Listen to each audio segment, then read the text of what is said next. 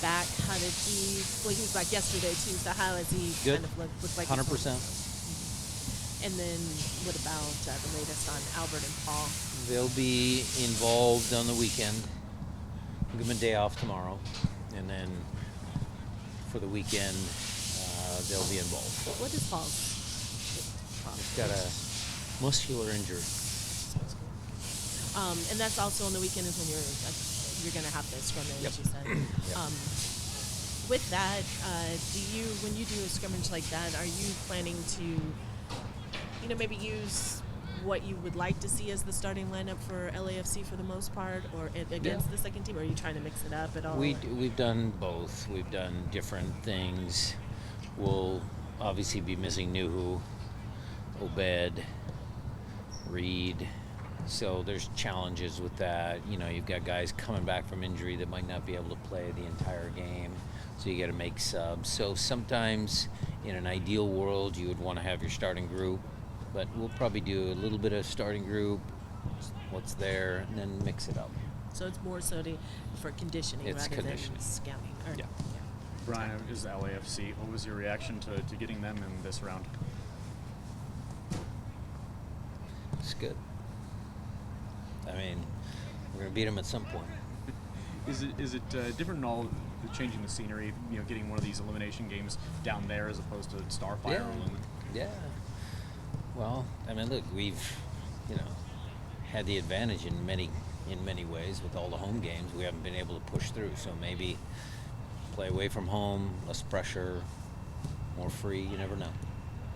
What are you going to remember from the 2019 match, and ways that you maybe can kind of replicate again to get a win out of there? Well, it's a totally different team. Bob's different than Steve, but still from a bigger picture view, Jada, I understand where you're going. We thought about the mentality of the group that went down there in 2019. That's a big one. We went down a goal, and we came back. We weren't afraid to play. We put pressure on them. We didn't just sit back. There was a lot of good things, good memories of that game, and we'll try and get the mentality right. Additionally, from the wins that LAFC has gotten over you this year, it seems like defensively they've really shut you guys down. And I want to know, what is it that you've seen maybe on tape that they've been able to do to not allow you guys to be more efficient in front of goal? Well, when they played us, for the most part, they've used a 5-man back line, and that causes us problems. Teams that come into Seattle and they play 5 at the back and are compact defensively, good defensively, that's been our Achilles heel this year. We haven't had anybody or any kind of combination play to, unlock that type of team. So, we're working on stuff here in training, and we'll try and do better. How much of a blueprint does Whitecaps and the way they were kind of working their wingers from the outside in and breaking inside those inside channels give or provide you? We'll watch the games. We're studying the games that the Whitecaps had. A couple of own goals up there in Vancouver, but they got the ball in the right spots. Vancouver made Steve change the way he played in the second half of the last game, so we'll watch some of that. If you're assessing sort of where you have fallen short against LAFC, is it mentality? Is it talent? Is it tactics? Like, how do you go about balancing those, and how much of that is addressed? Like, can you address those things We have a list of things that we want to accomplish for this last game in attack, defensively, set pieces, and obviously the competitive mentality piece of it. And we'll work through all of those things. A lot of them are stuff we've been talking about all year long, but some of them are little nuances that, that we're trying to break through. But it's a combination of going through everything. Are you confident that you match up, like on paper, that you match up okay with them? Yeah. It's one game. It's a one-game playoff match. We've got a lot of experienced guys. I know our guys are going to be up for it. The vote for Defender of the Year came out. What is the club and, I guess, what is the club seeing that media and players aren't seeing as far as the vote for Jackson? The club vote was higher for it. Well, that's coaches and GMs think Jackson's a good player. That's what it says to me. Yeah, I mean, Yeah. So, do you look at that? I just did ask you. No, Or, yeah, I don't- Yeah, I so don't- you it- just, as far as he didn't get it. I don't look at it. Yeah, that's what I should ask. I saw the announcement, Yeah, I should ask. but The lack of recognition for Jackson and Yamar last hang on. The only thing I would say to Jada's last question is I do pay attention to Steph Fry not getting any votes. Yeah. Well, and to that exactly, like Stephen Fry always getting overlooked. Yamar last year, Jackson this year. Are you able to kind of hone that into Yaimar's us had against some the world? juice. Yaimar's had some pretty good juice. He hasn't won it, but he's been up there. He's been in the conversation. Whatever happened this year to flop Yaimar and Jackson, I'm sure was close. You could throw Nuhu in there because Nuhu's the number one lockdown defender in the league. So I get it. I mean, look, there's a lot of good players in MLS, and our guys can't always win. I like that our guys are in the conversation. I would love for Steph to be recognized for the excellence that he has shown over his career and the amount of big games that he is able to push over the line for us. Jackson's up and coming. Yaimar's going to be here for a few more years, so they still have other opportunities. And can you use all that as motivation then to say, all right, No, you guys I'm keep not going to use an individual award to, help our team. They're going to be ready because they are a tight-knit group. They want to win. Yes, each individual has to be at his best, both mentally and physically.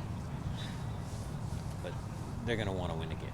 It's still wild to have the best defense 2 years in a row, not have any kind of individual. I'll let all you guys talk about that. How would you assess the relationship between you and the Defiance and Academy talent evaluators, and how? I mean, it seems like it's a pretty collaborative process in terms of them asking you, trying to get what you need from there. And I guess how would you describe it? And do you feel like you have a pretty open line of communication? We have a very open line of communication. In my role, because Freddie, Andy, Tommy with the goalkeepers, they have a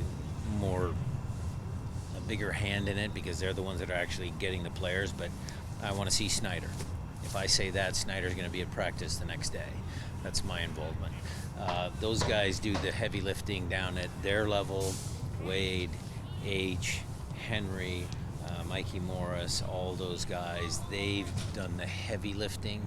There's communication, there's talk on that level. The video guys all talk. They have their own little subset of watching film of Defiance and everybody together. So it's a collaborative group. And, I think, some of the things you see with Jackson being a homegrown Paul, Jordan, Christian feels like a homegrown, Josh, Danny Obed coming into our program. I mean, it's a long list. So they've done a good job.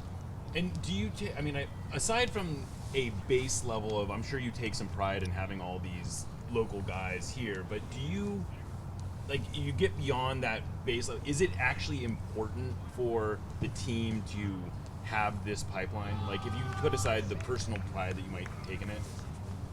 It's important if it helps us win championships. Winning games is one thing. We need to push to the next level. So we've done a good job. We've developed some good players. But we need players that can push us now to what? We're a good team. We make the playoffs, semifinals, 14 out of 6. I see all those things. But what needs to push through is for Jordan to have a really good game down in LA and score a goal.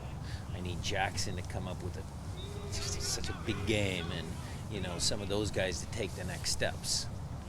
Then you're going to talk about what this club needs, because the club needs to win trophies. That's what we try and do.